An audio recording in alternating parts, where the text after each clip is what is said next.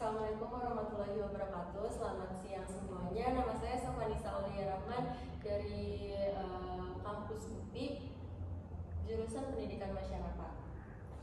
Nah, karena di pelatihan kita ini kita membahas tentang mengambil judul atau tema pembuatan CV yang berbasis ATS friendly, maka di sini saya akan menjelaskan pembuatan CV berbasis ATS friendly. Pertama adalah ada pahami posisi yang dilamar. Nah, misalnya kalian mau melamar ke suatu coffee shop, kalian harus menempatkan posisi-posisi yang ingin kalian dapatkan di perusahaan tersebut. Misalnya kalian ingin menjadi baristanya atau waitersnya, kalian bisa memasukkan keyword-keyword yang ada sesuai dengan yang instansi yang berkaitan dengan perusahaan yang kalian daftarkan. Nah, di sini kita pertama kalian harus meriset dulu tentang bagaimana perusahaan itu berjalan. Lalu lihatlah lowongan posisi yang akan dilamar dan perhatikan keyword-keyword penting yang berkaitan dengan pekerjaan tersebut, seperti yang saya bilang tadi. Lalu keyword-keyword ini harus dimasukkan ke dalam CV agar ATS bisa membaca dan tahu bahwa kamu masuk kriteria yang dicari rekruter. Mungkin sudah dijelaskan tadi ya sebelum pembahasan pembuatan CV ATS friendly ini bahwa setelah kita membuat CV ATS friendly, hal pertama adalah sistem yang menganalisis itu baru rekruter atau HRD-nya yang memeriksa CV kalian. Lalu di sini seperti contoh ada lowongan IT programmer, qualification-nya yang dibutuhkan mereka apa saja, lalu keyword hasilnya kalian harus memasukkan apa saja, lalu keyword soft skill-nya juga kalian harus memasukkan seperti communication, teamwork, leadership, problem solving, dan strategic thinking. Lalu keyword untuk latar belakang pendidikan bisa kamu cantumkan di bagian pendidikan CV kamu. Jadi ada beberapa bagian setelah CV ATS itu, ada di bagian pendidikan. Kalian masukkan bagian-bagian latar belakang dalam pendidikan kalian dicantumkan di bagian pendidikan di CV itu. Lalu untuk skill, tuliskan seperti contoh yang di atas yang seperti slide sebelumnya, yang ada soft skill dan hard skill, itu kalian cantumkan di seperti contoh di atas lalu dimasukkan ke bagian CV-nya. Lalu meskipun jadi kalau untuk CV ATS friendly ini sebisa mungkin kalian harus menggunakan bahasa Inggris karena kita menggunakan sistem ATS friendly ini yang dimana kebanyakan sistem tersebut menggunakan bahasa Inggris. Tetapi apabila kalian ingin menggunakan bahasa Indonesia, tolong semuanya itu dari awal kalian menggunakan bahasa Indonesia, jangan ada campur kata dengan Inggris. Gitu, next. Lalu yang kedua adalah pilihan template CV ATS friendly. Nah, kalian bisa lihat dari contoh di sini 25% ATS gagal membaca kotak dan informasi penting lainnya di dalam CV. Itu dikarenakan template yang digunakan bukan template untuk ATS friendly, tapi sistem perusahaan menggunakan ATS friendly. Makanya ada kegagalan pada saat pengecekan. Nah, dengan template juga kamu bisa menghindari kesalahan formatting dan memastikan CV-mu lolos proses seleksi. Seperti yang saya bilang tadi, ketika kita menggunakan template ATS friendly yang betul, sistem pun akan membacanya dengan betul dan ada kemungkinan untuk lanjut ke tahap selanjutnya, yaitu perekrutan oleh bagian HRD atau yang lainnya. Lalu selain itu, template mempermudah juga pembuatan CV ATS friendly karena sudah disesuaikan untuk sistem membaca dokumen. Ada beberapa website atau aplikasi yang menyediakan template ATS friendly. Jadi mereka sudah ada formatnya tersendiri untuk kita mengisi untuk membuat CV ATS friendly, dan mereka sudah memberikan formatnya sesuai dengan sistem yang mengecek buat ATS friendly ini. Di sini lalu ada buat judul bagian-bagian CV yang jelas. Yang pertama, ada bagian-bagian profile, riwayat pendidikan, pengalaman kerja, skill, dan lain-lain. Sebaiknya dipisahkan dengan ini. Jadi, sesuai pada format yang di CV ATS friendly, ketika ada bagian bagian pertama yang untuk profil, riwayat pendidikan, pengalaman kerja, skill dan lain-lain, itu kalian pisahkan oleh heading atau enggak misalnya bisa kalian bold.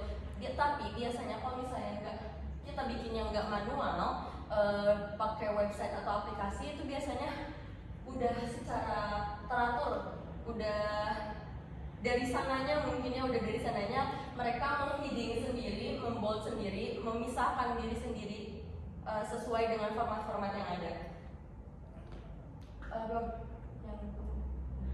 Lalu hindari penggunaan tabel. Pasalnya tabel berpotensi membuat isi CV-mu tidak terbaca.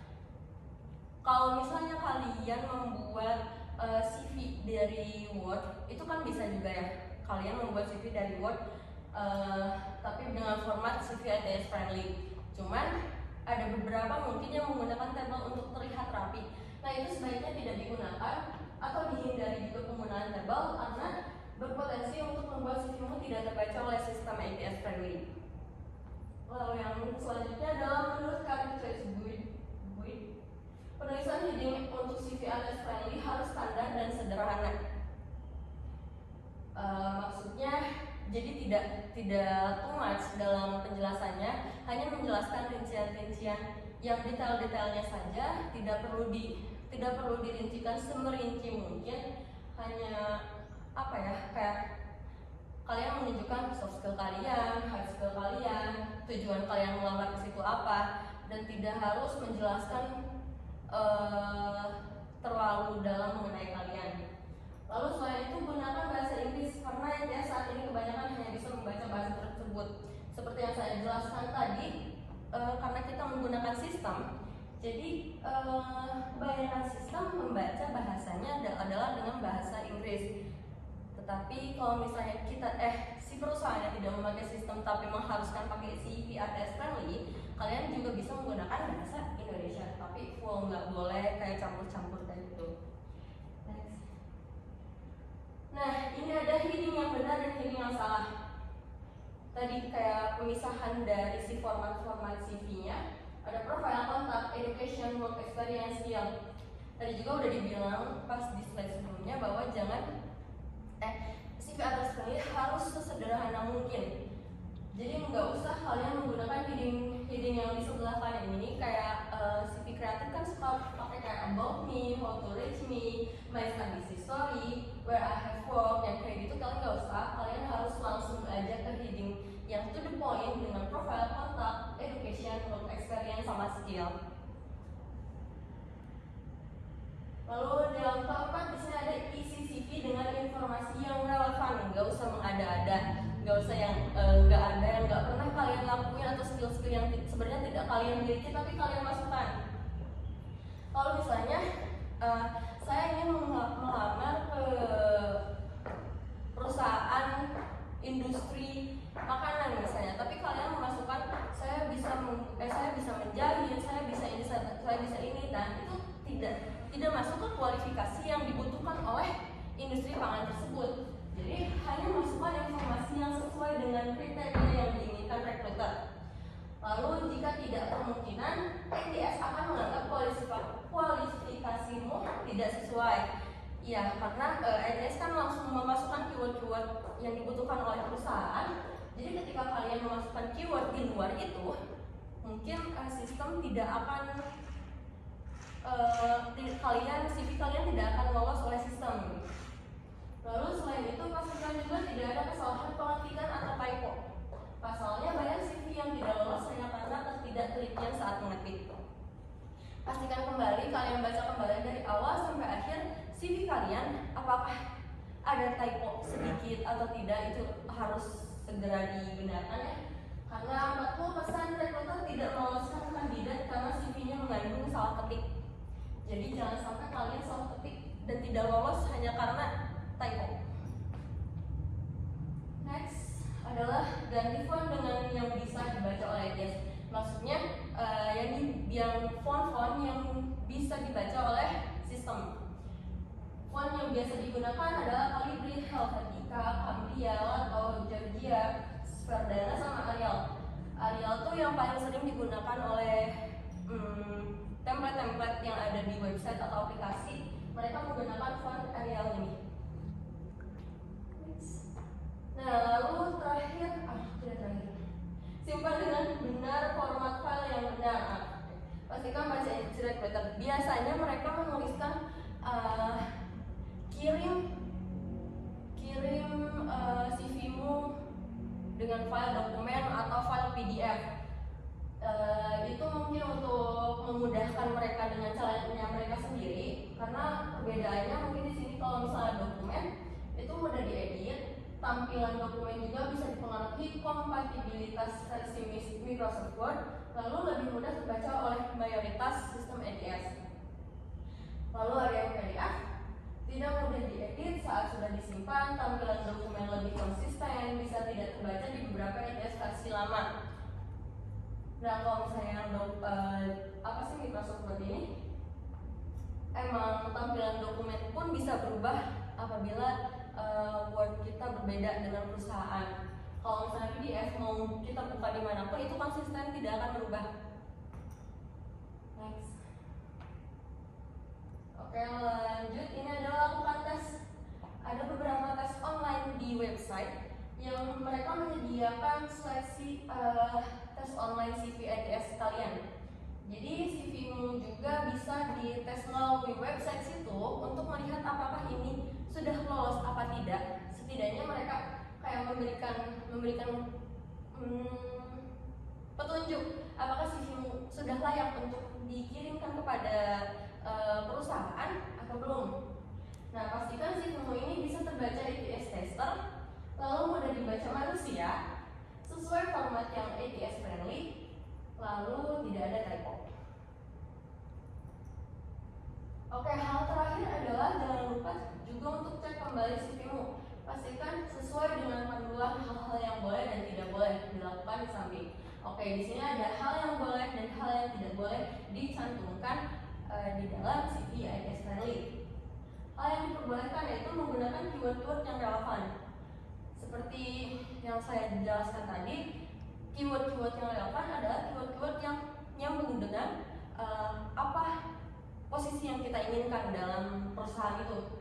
Lalu bullet and numbering, terus memperjelas singkatan seperti kalau CEO apa singkatannya, IO apa singkatannya, itu diperjelas dengan garis miring. Maaf, huruf miring. Terus menyesuaikan isi CV dengan posisi yang dilamar. Tadi sudah saya katakan ya sebelumnya, kita harus memposisikan diri kita merekrut kita melamar apa, dan basic yang kita miliki, skill yang kita miliki pun harus relevan dengan apa yang posisi yang kita inginkan, yang kita lamar. Lalu menggunakan heading untuk memisahkan bagian CV. Tadi juga sudah saya jelaskan, heading harus to the point. Heading apa untuk apa, isinya, dan itu harus jelas. Lalu memformat CV dengan ringkas dan profesional. Sudah saya jelaskan juga bahwa kita harus menggunakan, kalau lebih mudah, kita menggunakan template-template yang sudah ada di website ataupun di aplikasi. Hal yang tidak boleh dilakukan yaitu memasukkan foto dan gambar, karena CV ATS friendly itu bersifat formal. Jadi ada beberapa bagian, mungkin ada beberapa perusahaan yang boleh menggunakan foto, tapi ada juga perusahaan yang kalau misalnya mereka sudah menggunakan sistem ATS friendly itu tidak menggunakan foto.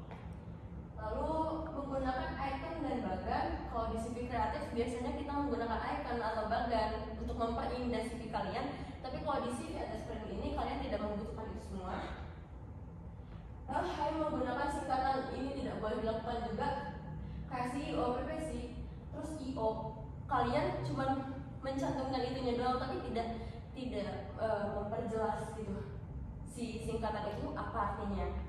Lalu memasukkan satu CV untuk berbagai posisi di perusahaan yang sama juga itu tidak boleh ya, karena kita satu perusahaan yang sama tapi memasukkan beberapa posisi. Misalnya saya mau jadi sekretaris tapi saya juga mau jadi di bagian keuangan, tapi dalam satu CV yang sama, yang kualifikasinya tuh sama, dan itu kemungkinan besar juga di beberapa bagian posisi yang kalian lamar tidak akan lolos dari CV ATS friendly-nya karena tidak sesuai dengan keyword. Lalu menggunakan table untuk memisahkan bagian CV. Itu juga tidak boleh ya, karena takutnya tidak terbaca oleh sistem.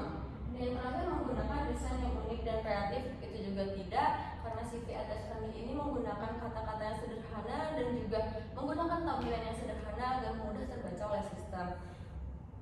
Jadi mungkin segitu untuk tata cara atau pembuatan CV ATS friendly ini.